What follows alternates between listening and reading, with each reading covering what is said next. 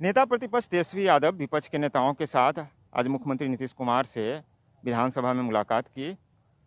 मुलाकात के बाद तेजस्वी यादव ने कहा कि जो उनका प्रस्ताव था मुख्यमंत्री नीतीश कुमार ने स्वीकार कर लिया है।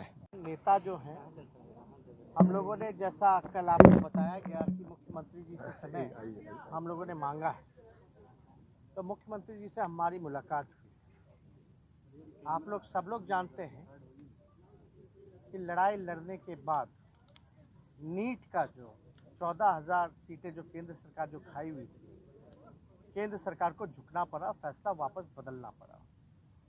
हम लोगों की मांगे जो थी, हम लोग इसके लिए सड़क पर भी उतर के संघर्ष किए थे कि जातीय जनगणना में पिछड़े अति पिछड़ों की भी गिनती हो।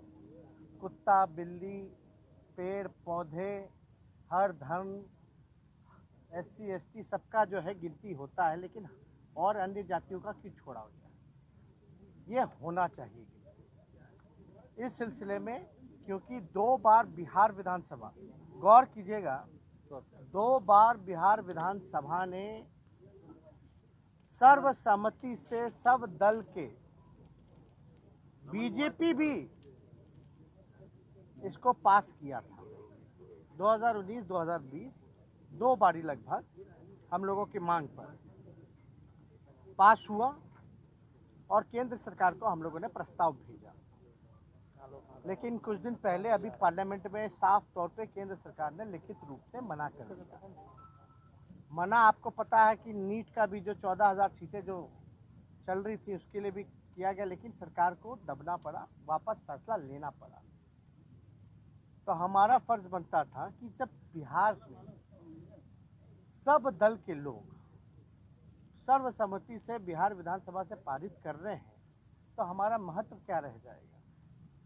तो हम लोग इसलिए मुख्यमंत्री जी से हम लोगों ने समय मांगा, और मुख्यमंत्री जी लगातार जो है कहते रहते हैं कि हम इसके पक्ष में हैं, लेकिन कराएगा कौन?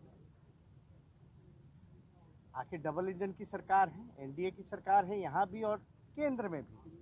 तो इसलिए हम लोगों को लगा कि भाई बिहार विधानसभा के मान सम्मान के लिए हम सब लोग जो है मुख्यमंत्री से मिलके ये प्रस्ताव रखें कि भाई आप प्रधानमंत्री जी से समय लीजिए और समय लेकर के सारे दल जो भी बिहार विधानसभा में हैं, वो सारे दल के नेता डेलीगेशन एक हम लोग कमेटी बना करके प्रधानमंत्री से मिले। आपने देखा होगा कि भाई सब लोगों ने मांग की थी, तो भाई समय लेकर के इस काम को कराया जाए। मुख्यमंत्री जी से जब बात हुई तो मुख्यमंत्री जी ने कहा कि हम इसके पक्षधर हैं और आज उनको दिल्ली जाना है, दिल्ली से लौटेंगे तो वो 2 तारीख को जो है वो भी चिट्ठी लिख करके प्रधानमंत्री जी को मिलने का समय मांगेंगे। और ये भी हमने कहा दूसरे प्रस्ताव में, अगर मिलने का समय नहीं मिल पाता है तो इसमें हमने उदाहरण दिया कि जैसे कर्नाटका राज्य ने अपने खर्च पर गिनती जनगणना कराई है, तो आप बिहार सरकार भी घोषणा करें कराने की। तो मुख्यमंत्री जी को जब ये बात हमने रखा तो मुख्यमंत्री जी को इस चीज़ के बारे में जानकारी नहीं थी, कर्नाटका सरकार के बारे में। तो उन्होंने हमारे बयान पर जो है वो कागज़ वगैरह डॉक्यूमेंट मंगाया कि कैसे गिनती हुई है। तो उसमें भी नीतीश कुमार जी का ये कहना है कि एक बार मंगा के हम लोग देख लेते हैं सारी चीज़ें।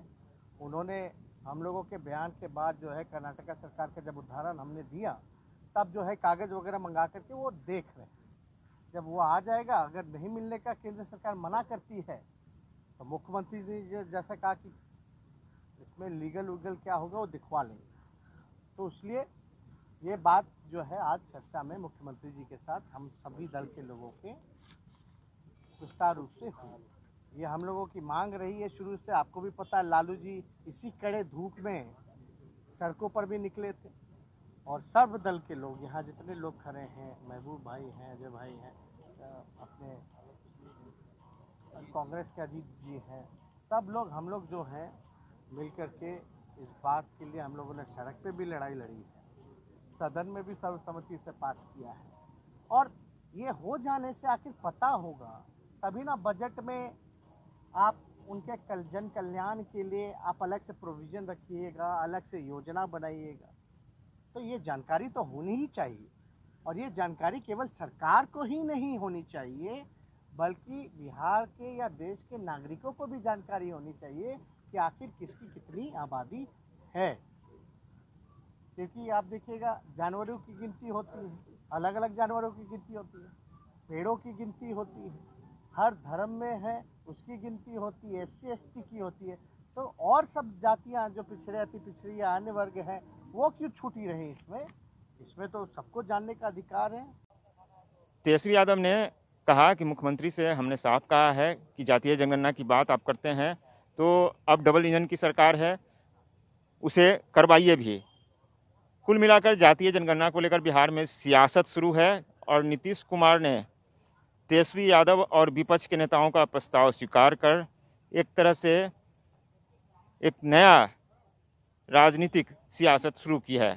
अब देखना है बीजेपी इसे किस ढंग से लेती है। अविनाश, ETV भारत, पटना।